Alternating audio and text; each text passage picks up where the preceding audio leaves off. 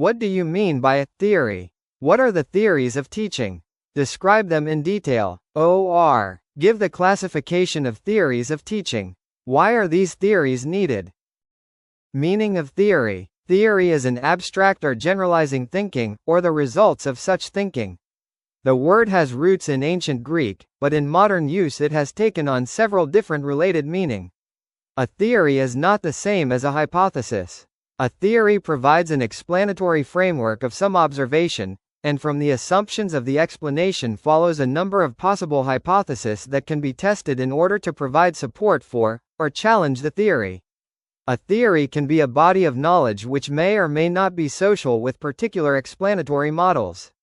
A theory of teaching is a set of interrelated constructs, definitions, propositions which present a systematic view of teaching by specifying relation.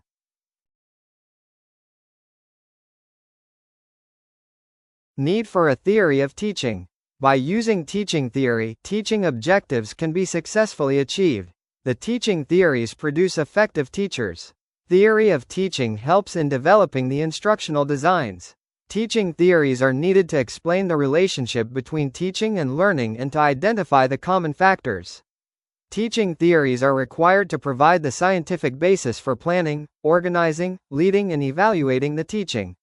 The knowledge of teaching theories helps studying the classroom teaching problems scientifically. The pupil teachers help in developing the teaching skills and competency by employing the knowledge given by theory of teaching.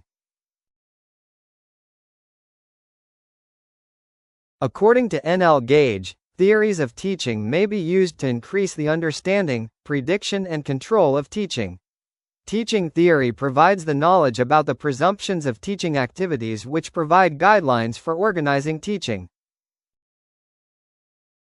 Formal theory of teaching. The theory which is based upon certain logics, certain metaphysical, epistemological assumptions and propositions is known as formal theory of teaching. Formal theory consists of four theories. Mutic theories of teaching. This theory conceives that teaching process helps to recollect or recall that knowledge with questioning. The focus of this theory is on self-realization. The Socratic method is an essential for this theory. The heredity plays an important role in teaching process. The communication theory of teaching. This theory of teaching based upon assumptions that the teacher possess all knowledge and the information which student does not possess. The most appropriate way for the student is to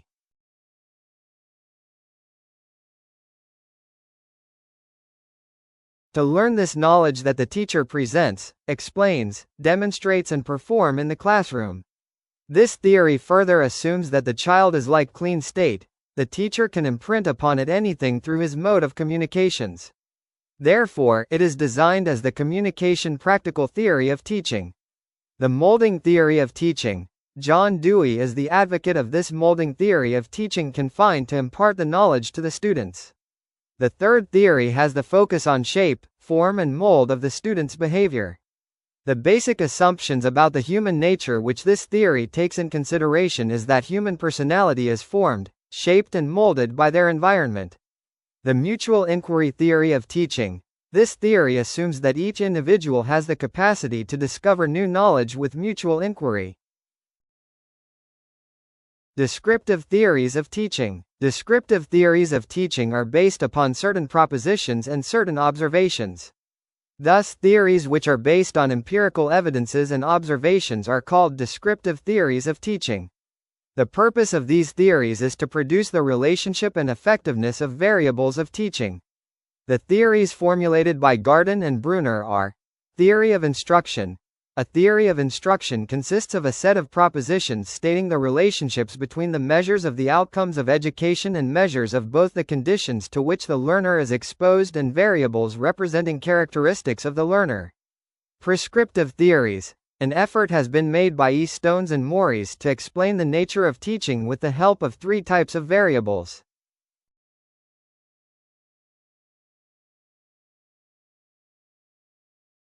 First phase. It includes the teacher in the analysis of the teaching problems and testing tests before the occurrence of teaching.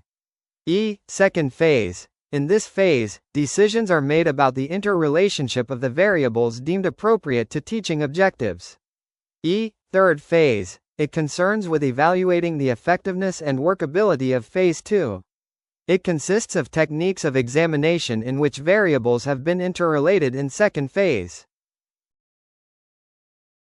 Normative Theory of Teaching. Looking at learning theories, these have been formulated by designing experiment in controlled situations and hence have been generalizability.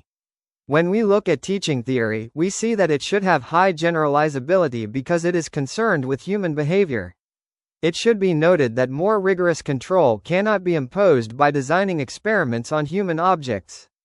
To do this, normative theory of teaching is required. Normative theories of teaching are as under: the cognitive theory of teaching, theory of teacher behavior, the psychological theory of teaching, general theory of teaching. Thank you for watching. Don't forget to like, subscribe and share for more videos.